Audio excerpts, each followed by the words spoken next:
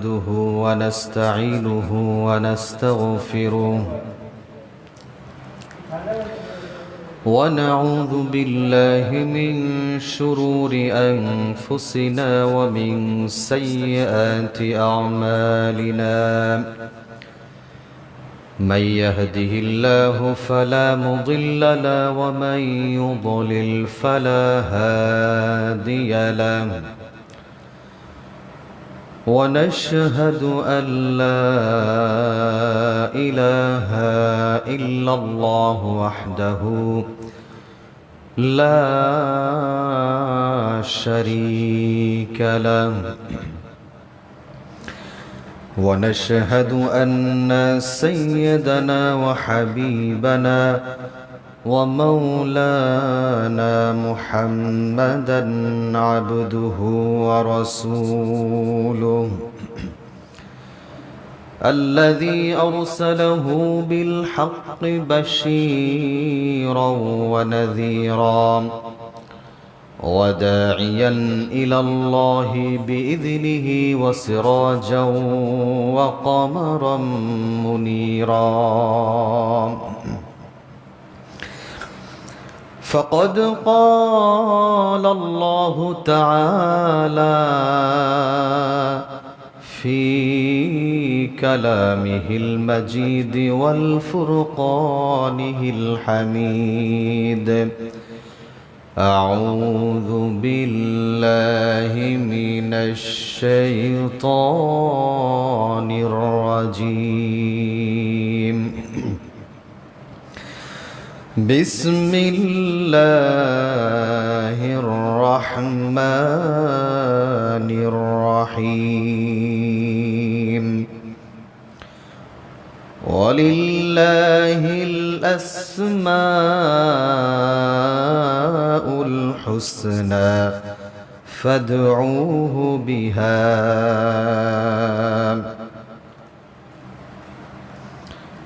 وقال رسول الله صلى الله عليه وسلم إن الله 99 أسماء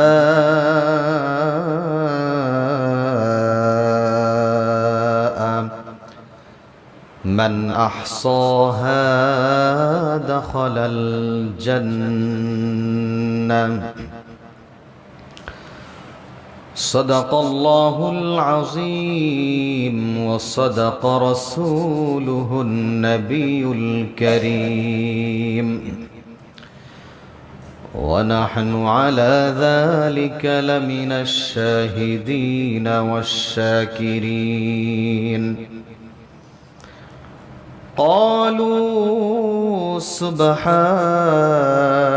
لا علم لنا إلا ما علمتنا إنك أنت العليم الحكيم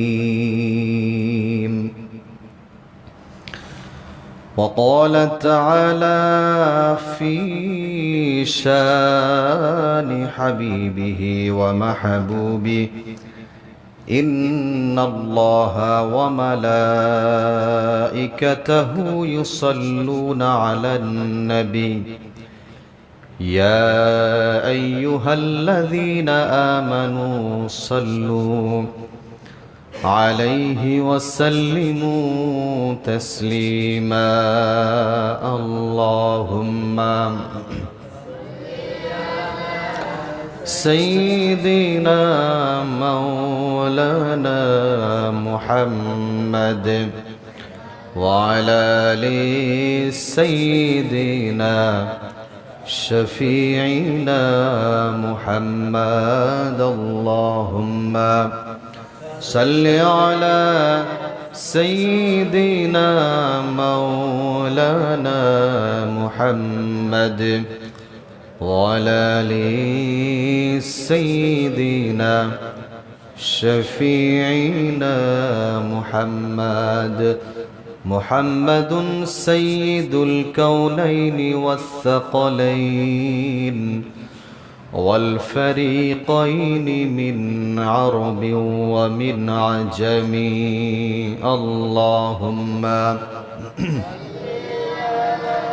سيدنا مولانا محمد وعلى آل سيدنا شفيعنا محمد بلغ العلا بكماله كشف الدجى بجماله حسنت جميع خصاله صلوا عليه وآله الحمد لله মুআজ্জাজ মুহতারাম মুসাল্লিয়ান আযম মহান আল্লাহ সুবহানাহু ওয়া তাআলার দরবারে লাখ কোটি শুকরিয়া আদায় করি, যিনি আমাদেরকে অত্যন্ত ভালোবেসে মহব্বত করে পবিত্র সালাতুল জুমাতে জুমার সালাত আদায়ের উদ্দেশ্যে মসজিদে সকলের আগে বাগে আসার বসার তৌফিক দান করলেন। এই জন্য সেই মহান মনিবের দরবারে তার শিখানো ভাষায় কালিমাতুশ শুকরিয়া আদায় করি, সকলেই পড়ি আলহামদুলিল্লাহ। দুরূদ ও সালাম পেশ করি সর্বকালের সর্বযুগের সর্বশ্রেষ্ঠ মহামানব রাহমাতুল লিল আলামিন সাইয়্যিদুল মুরসালিন খাতামুন নবিয়্যিন মুহাম্মদ আরবি বিশ্বনবী জনাবে মুহাম্মদুর রাসূলুল্লাহ সাল্লাল্লাহু আলাইহি ওয়াসাল্লাম।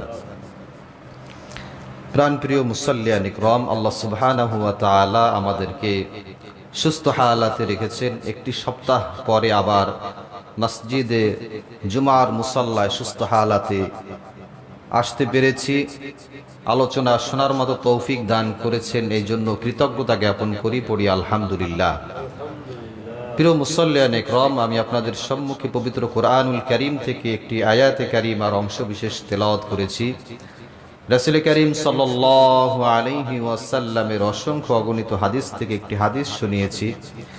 এই আয়াত এবং হাদিসের আলোকে নির্দিষ্ট সময়ের ভিতরে আমলের নিয়াত ইখলাসের সাথে কিছু আলোচনা করা শোনার চেষ্টা করব। আল্লাহ সুবহানাহু ওয়া তাআলা আমাদের সকলকে সেই তৌফিক দান করুক, সকলে পড়ি আমিন। প্রাণপ্রিয় দিনদার ইমানদার মুসলমান ভাইরা, আমরা আস্তে আস্তে ঈমান থেকে দূরে সরে যাচ্ছি। এভারেজ মানুষের যদি হিসাব করা হয় যে কয় পার্সেন্ট মানুষ সঠিকভাবে, মোটামুটি সঠিকভাবে বাদ দিলাম, মোটামুটিভাবে নামাজে আসে, তাহলে পার্সেন্টেজটা খুবই কম, একেবারেই কম দাঁড়াবে। অসংখ্য মানুষ আমরা বাসা বাড়িতে আছি, দোকানপাটে আছি, আজান হয়ে যায় কিন্তু মসজিদের মুসাল্লাগুলো একেবারেই ফাঁকা থাকে। একটার পর একটা বিপদ আল্লাহ তাআলা আমাদেরকে দিচ্ছেন, আমরা বিপদের সম্মুখীন হচ্ছি, তারপরও আমাদের ভিতরে পরিবর্তন নাই। এই যে দেখেন না, এখন ডেঙ্গুর সরাসরি খোঁজ নিয়ে দেখা যাবে প্রত্যেকটা এলাকায় মানুষ এখন আক্রান্ত, এমন একটা অবস্থা দাঁড়িয়েছে। তো আল্লাহ তাআলা বান্দাদেরকে এরকম প্রত্যেক বছরই একটা দুইটা বিপদ দেয়।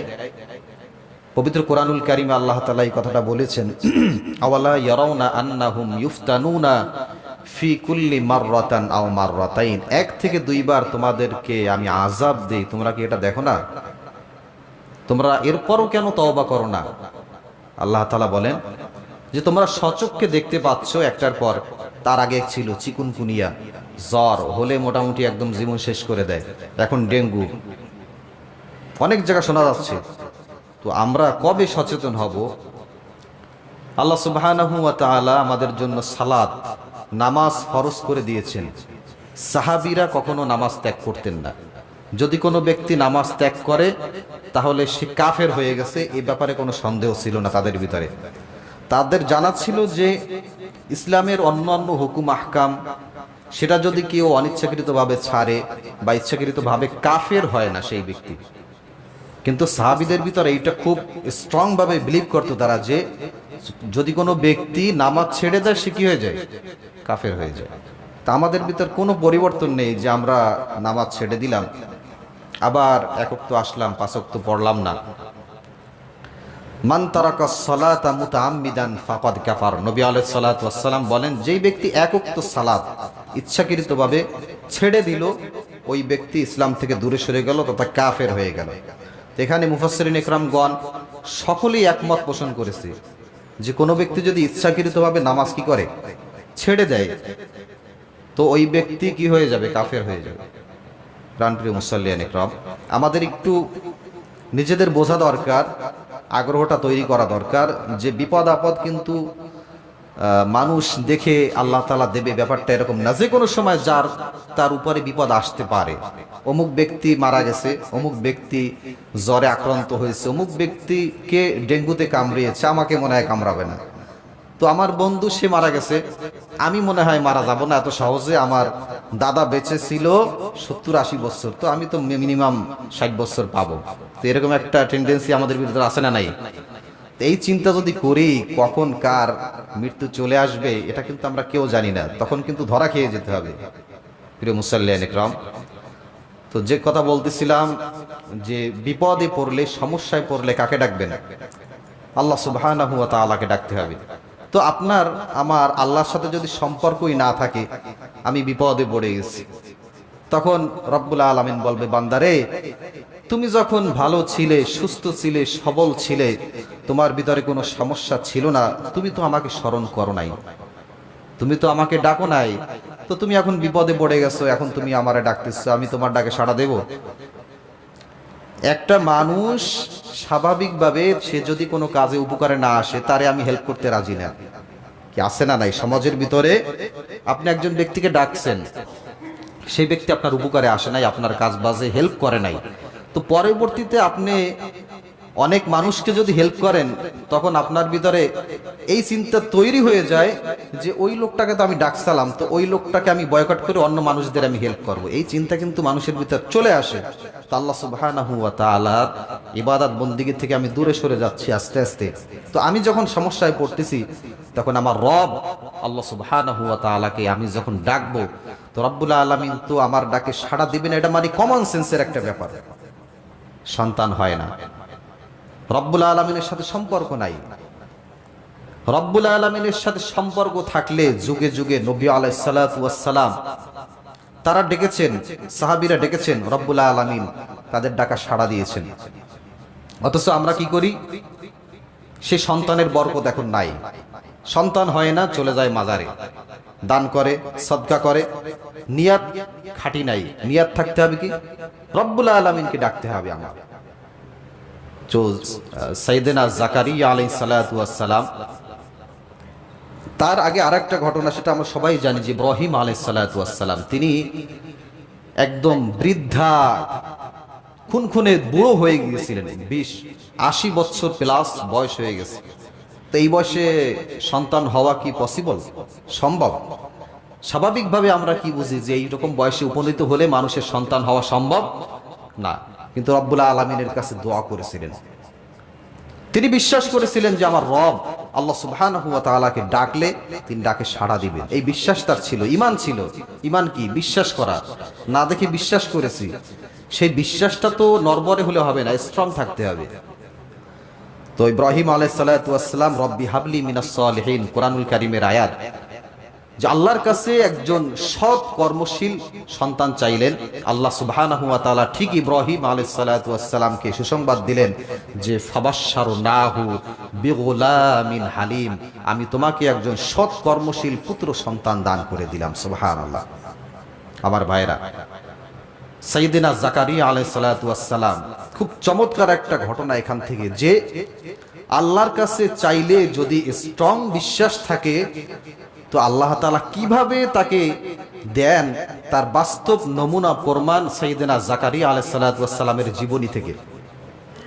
সাইয়েদনা জাকারিয়া আলাইহিস সালাতু ওয়াস সালাম, তিনি তার ছোট্ট একটু ঘটনা বললে আপনাদের বুঝতে সুবিধা হবে। তিনি দেখভাল করতেন মারিয়াম আলাইহাস সালাতু ওয়াস সালামকে। তো মারিয়াম আলাইহিস সালাতু ওয়াস সালাম কে ছিলেন? তিনি ছিলেন একজন ইমাম, একজন নেতা, তার একটা কন্যা। তো এই ইমরান এবং হান্না বিনতে ফাখুজ, এই দুইজনার কন্যা ছিলেন মারিয়াম আলাইহিস সালাতু ওয়াস সালাম। তো মারিয়াম আলাইহিস সালাতু ওয়াস সালামের মা, তিনি নিয়াত করলেন যে আমার যদি কোনো সন্তান হয়, এই সন্তানটাকে আমি বাইতুল মুকাদ্দাসে ওয়াকফ করব, সে ওইখানের খাদেম থাকবে, দেখভাল করবে, দেখাশোনা করবে। তো যখন সন্তান জন্মগ্রহণ করলো তখন দেখলো এটা পুত্র সন্তান না, এটা কন্যা সন্তান। এখন বাইতুল মুকদ্দাস যে মসজিদ, সেখানে দেখভাল করবে, দেখাশোনা করবে, মেয়ে মানুষ, তার একজন সঙ্গী দরকার, তার দেখাশোনা করবে। সে মসজিদের খাদেম থাকবে, তাকে দেখাশোনা করার জন্য একজন লোক দরকার। তখন জাকারিয়া আলাইহিস সালাতু ওয়াস সালাম ছিলেন মারিয়ামের খালু ছিলেন সম্পর্কে। এখন ইমামের যেহেতু মেয়ে, অন্যান্য অনেক লোক এখানে আবদার করলো যে আমরা দেখাশোনা করতে চাই, আপনার কন্যাকে আমরা দেখাশোনা করতে চাই। তখন একটা লটারি হলো। সেই লটারিটা এমন ছিল যে তাদের হাতে যেই কলমটা ছিল, সেই কলমটা জর্ডান নদীতে নিক্ষেপ করবে। নিক্ষেপ করার পরে যদি স্রোতের বিপরীতে ঠায় দাঁড়িয়ে থাকে সেই কলমটা, তাহলেই ওই ব্যক্তি মারিয়াম আলাইহিস সালাতু ওয়াস সালামের দেখভালের দায়িত্ব পাবে। তো সেই ক্ষেত্রে দেখা গেল জাকারিয়া আলাইহিস সালাতু ওয়াস সালাম, তার কলমটাই সেই জর্ডান নদীতে ঠায় দাঁড়িয়েছিল, তিনিই টসে জিতেছিলেন, তিনি দেখভাল করার দায়িত্ব পেলেন। আমার ভাইরাম, এইখানেই মেইন ঘটনা। সাইয়েদনা জাকারিয়া আলাইহিস সালাতু ওয়াস সালাম তিনি মারিয়াম আলাইহিস সালাতু ওয়াস সালামের দেখভাল করতে লাগলেন। তিনি একদিন বাইতুল মুকদ্দাসের ভিতরে মারিয়াম আলাইহিস সালাতু ওয়াস সালামকে রেখে দূরে কোথাও চলে গিয়েছিলেন। জাকারিয়া আলাইহিস সালাতু ওয়াস সালাম তিনি পেশায় ছিলেন নাজ্জার, একজন কাঠ মিস্ত্রি। তো তিনি বাহিরে কোথাও দূরে এক জায়গায় চলে গেলেন কাজ করতে। হঠাৎ করে স্মরণ হলো যে আল্লাহর বান্দি মারিয়াম আলাইহিস সালাতু ওয়াস সালামকে আমি তো কোনো খাবার দিয়ে আসি নাই, তাকে তো মসজিদের ভিতরে একা একটা ঘরের ভিতরে আমি রেখে এসেছি, তাকে তো কোনো খাবার দিয়ে আসি নাই, সে কি খাবে? হঠাৎ করে মনে পড়ল। হযরতে জাকারিয়া আলাইহিস সালাতু ওয়াস সালাম সেই দূর থেকে আস্তে আস্তে সেইখানে ছুটে চললেন। মারিয়াম আলাইহিস সালাতু ওয়াস সালামের কাছে চলে গেলেন। মারিয়ামের কাছে যে দেখে মারিয়াম তিনি না খেয়ে বসে নাই, সেখানে বসে বসে ফলমূল সে একটা একটা করে ছিঁড়ে খাইতেছে। সুবহানাল্লাহ। আশ্চর্য হয়ে জাকারিয়া আলাইহিস সালাতু ওয়াস সালাম জিজ্ঞেস করলেন, ক্বালাইয়া মারইয়ামু আন্না লাকি হাযা, মারইয়াম তুমি এই জান্নাতি ফল কোথা থেকে পেলে? সামারের ফল তুমি উইন্টার সিজনে এটা তুমি কিভাবে পেলে? এই সিজনের ফল তো এখন না, তুমি যেই ফলটা খাচ্ছ এই সিজনেতে এই ফল পাওয়ার কথা না, তুমি এই ফল কোথা থেকে পেলে? জবাবে মারিয়াম আলাইহিস সালাতু ওয়াস সালাম জানিয়ে দেয়, ক্বালাত হুয়া মিন ইনদিল্লাহ, এই ফল একমাত্র কেবলমাত্র আল্লাহ রাব্বুল আলামিনের পক্ষ থেকে এসেছে। সুবহানাল্লাহ। কার পক্ষ থেকে? আল্লাহ সুবহানাহু ওয়া তাআলার পক্ষ থেকে জান্নাতি ফল আমার জন্য ব্যবস্থা করে দিয়েছে। সুবহানাল্লাহ। তো এই ঘটনা দেখে জাকারিয়া আলাইহিস সালাতু ওয়াস সালাম তার ভগ্ন হৃদয়ে আশার সঞ্চালন হলো। তিনি চিন্তা করলেন, যেই রব্বুল আলামিন মারিয়াম আলাইহিস সালাতু ওয়াস সালাম বদ্ধ ঘরে তালা দেওয়া রুমের ভিতরে জান্নাতি ফলের ব্যবস্থা যেই রব্বুল আলামিন করতে পারে, সেই রব্বুল আলামিন আমাকেও তো চাইলে একটা সন্তান দান করতে পারে, পারে কিনা? আমাকেও একটা সন্তান দান করতে পারে। এই জন্য মনে মনে ইচ্ছা সংকল্প করলো যে আমি রব্বুল আলামিনের কাছে দোয়া করব। কিভাবে রব্বুল আলামিনের কাছে দোয়া করেছিলেন তাও পবিত্র কোরআনুল কারীমে আল্লাহ সুবহানাহু ওয়া তাআলা স্পষ্টভাবে বর্ণনা করেছেন। জাকারিয়া আলাইহিস সালাতু ওয়াস সালাম রব্বুল আলামিনের কাছে দোয়া করেছিলেন, রব্বি হাবলি মিন লাদুনকা যুররিয়াতান তাইয়্যিবা, রব্বুল আলামিন একটা পবিত্র সন্তান আমাকে দান করো। তখন রব্বুল আলামিনের কাছে আরো আকুতি মিনতি কিভাবে জানিয়েছিল তাও রব্বুল আলামিন কোরআনের ভিতরে জানিয়েছেন। হযরতে জাকারিয়া বলে, ক্বালা রব্বি ইন্নী ওয়াহানাল আযমু মিন্নী ওয়াশতাআলার রাসু শাইবা ওয়া লাম আকুম বিদুআই রব্বি শাকিয়া। হযরতে জাকারিয়া বলেন, রব্বুল আলামিন হে আমার রব, রব্বুল আলামিন আমার হাড়গুলো দুর্বল হয়ে গেছে। ক্বালা রব্বি ইন্নী ওয়াহানাল আযম, আমার হাড়গুলো দুর্বল হয়ে গেছে। ওয়াশতালার রাসু শাইবা, আমার চুলগুলো শ্বেত বর্ণ ধারণ করেছে তথা পেকে গিয়েছে। রব্বুল আলামিন আমার দেহের শক্তি নাই, বার্ধক্যের ভারে নুজ্জু প্রায়। রব্বুল আলামিন আমার যখন শক্তি ছিল তখন আমার সন্তান হয় নাই, আর এখন তো আমার শক্তি নাই, আমি থুরথুরে বুড়ো হয়ে গেছি, আর আমার স্ত্রীও বন্ধা, এখন সন্তান হওয়া ইম্পসিবল, আমার পক্ষে সম্ভব নয়। রব্বুল আলামিন আমি জানি ইন্নাকা আলা কুল্লি শাইইন কাদির, রব্বুল আলামিন তুমি চাইলে সব কিছু অক্ষমকে সক্ষম করতে পারো রব্বুল আলামিন। সুতরাং রব্বি হাবলি মিনাস সলিহিন, তুমি আমাকে একটা সৎ কর্মশীল সন্তান দান করে দাও। সুবহানাল্লাহ। এই দোয়া রব্বুল আলামিনের কাছে করেছিলেন জাকারিয়া আলাইহিস সালাতু ওয়াস সালাম। আল্লাহ সুবহানাহু ওয়া তাআলা জাকারিয়া আলাইহিস সালাতু ওয়াস সালামকে সুসংবাদ দিলেন। কেমন সুসংবাদ? আল্লাহ সুবহানাহু ওয়া তাআলা বান্দাকে ভালোবাসলে কেমন ভালোবাসতে পারেন তার বাস্তব নজির দেখেন। রব্বুল আলামিন কেমন সুসংবাদ দিলেন। ইয়া জাকারিয়া ইন্না নুবাশশিরুকা বিগুলামিন ইসমুহু ইয়াহইয়া লাম নাজআল লাহু মিন ক্বাবলু সামিয়্যা। হে জাকারিয়া, আমি তোমাকে একজন সন্তান দান করলাম, তার নাম হবে ইয়াহইয়া। লাম নাজআল লাহু মিন ক্বাবলু সামিয়্যা, এমন নাম ইতিপূর্বে আর কারোই রাখা হয় নাই। সুবহানাল্লাহ। তোমার যে সন্তান আমি তো দিলামই, সেই সন্তানের নামও আমি রেখে দিলাম ইয়াহইয়া। সুবহানাল্লাহ। আল্লাহ রাব্বুল আলামিনকে ডাকলে আল্লাহ রাব্বুল আলামিন সাড়া দিতে পারে, কিন্তু আমাদের ঈমান হচ্ছে দুর্বল, আমাদের বিশ্বাস হচ্ছে দুর্বল। এই জন্য আল্লাহ রাব্বুল আলামিনের কাছে যদি আমরা চাই, আল্লাহ রাব্বুল আলামিনকে ডাকি, রব্বুল আলামিন আমাদের ডাকে সাড়া দেন না। যদি ঈমান তেমন থাকে, আম্বিয়া আলাইহিস সালাতু ওয়াস সালাম যেভাবে বিশ্বাস করেছে, নামধারী মুসলমানের খাতা থেকে ডিলিট করে ভালো ঈমানদারের খাতায় যদি আপনার নামটা লেখাতে পারেন, আমি বিশ্বাস করি রব্বুল আলামিনকে ডাকলে আল্লাহ রব্বুল আলামিন কাউকেই ফিরাইয়ে দেবেন না। রব্বুল আলামিনকে ডাকলে যদি কারো দেয়, কমে নাকি? আল্লাহর ভান্ডার থেকে কারো কিছু দিলে আল্লাহ কমে? কিছুই কমে না। আল্লাহর লস কি?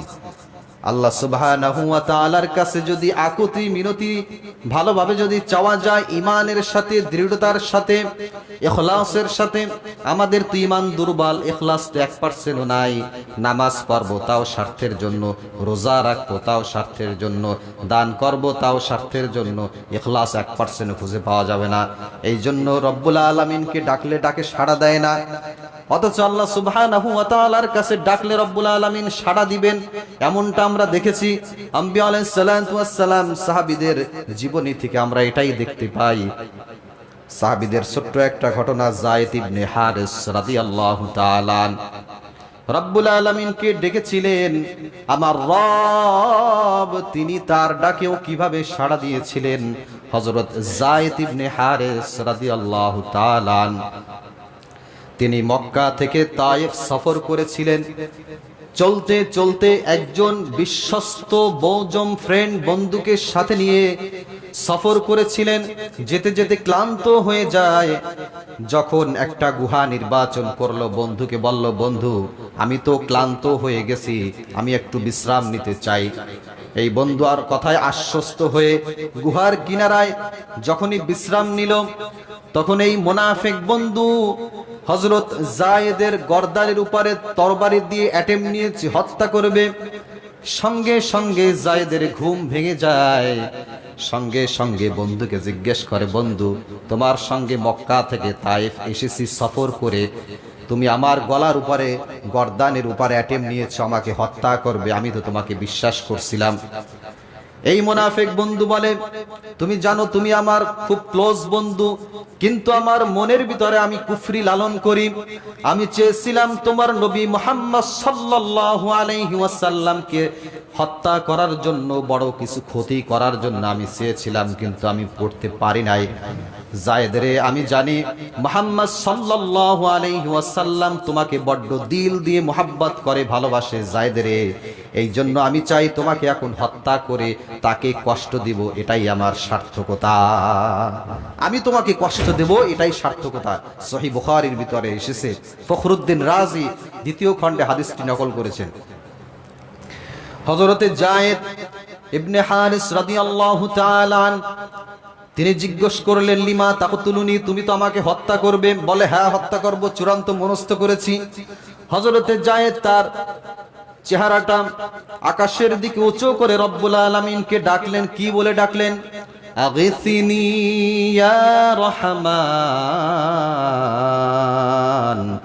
ও রহমান, দয়ালু মেহেরবান, আপনি আমাকে সাহায্য করেন। কি বলে ডাকছেন?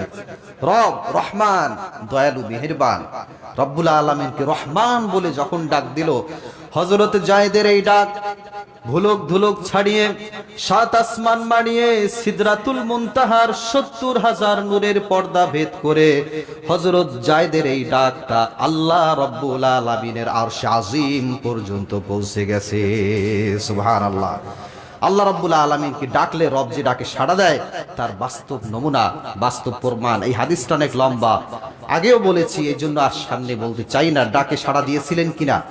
রব্বুল আলামিন ডাকে সাড়া দিয়েছিলেন। ঈমান ছিল খাঁটি, ঈমান ছিল মজবুত, ঈমানের ভিতরে কোনো ভেজাল, কোনো ত্রুটি ছিল না। রব্বুল আলামিনকে যদি আপনি ডাকেন, রব বলেও যদি ডাকেন, রব্বুল আলামিন খুশি হয়ে যায়। কোনো ব্যক্তির যদি নাম ধরে ডাকা হয়, ওই ব্যক্তি খুশি হয় কিনা?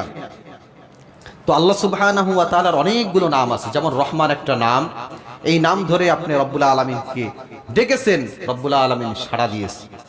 আবার আল্লাহর একটা রব একটা নাম, এই রব বলেও যদি রব্বুল আলামিনকে ডাকা যায়, আল্লাহ সুবহানাহু ওয়া তাআলাও সাড়া দিবেন। তারও অনেকগুলো নজির আছে, আপনাদেরকে শোনাবো। নামের একটা অন্যতম ডাকলে যে খুশি হয়, তার একটা নমুনা আর একটা হাদিস আপনি এখান থেকে নেন। নবী আলাইহিস সালাতু ওয়াস সালামের কন্যা আম্মা জান ফাতেমা রাদিয়াল্লাহু তাআলা আনহা, তিনি নবী আলাইহিস সালাতু ওয়াস সালামকে বললেন, ইয়া রাসূলুল্লাহ। তো নবীজি এখানে বললেন যে, ফাতেমা, তুমি আমাকে ইয়া রাসূলুল্লাহ বলে ডাকবে না, তুমি আমাকে ডাকবে আব্বাজান বলে ডাকবে। সুবহানাল্লাহ। বলেন কেন? তুমি, তোমার মুখ থেকে আমি আব্বাজান ডাকটা পছন্দ করি, স্বাচ্ছন্দ্য বোধ করি। তুমি আব্বাজান ডাকলে আমার ভালো লাগে। তুমি সবাই বলবে ইয়া রাসূলুল্লাহ, কিন্তু তুমি ইয়া রাসূলুল্লাহ বলবা না, তুমি আমাকে আব্বাজান বলে ডাকবে। সুবহানাল্লাহ। তো নামের একটা আলাদা তাৎপর্য আছে, ডাকলে খুশি হয়। যেখানে যে নামটা ব্যবহার, সেই নামটা ব্যবহার করে যদি আমরা ডাকি, আল্লাহ সুবহানাহু ওয়া তাআলাও ঠিক তেমনি খুশি হয়ে যাবেন। আমার ভাইয়েরা, ঠিক তেমনি সাইয়েদনা আদম আলাইহিস সালাতু ওয়াস সালাম, তিনি রব্বুল আলামিনকে রব রব বলে ডেকেছিলেন।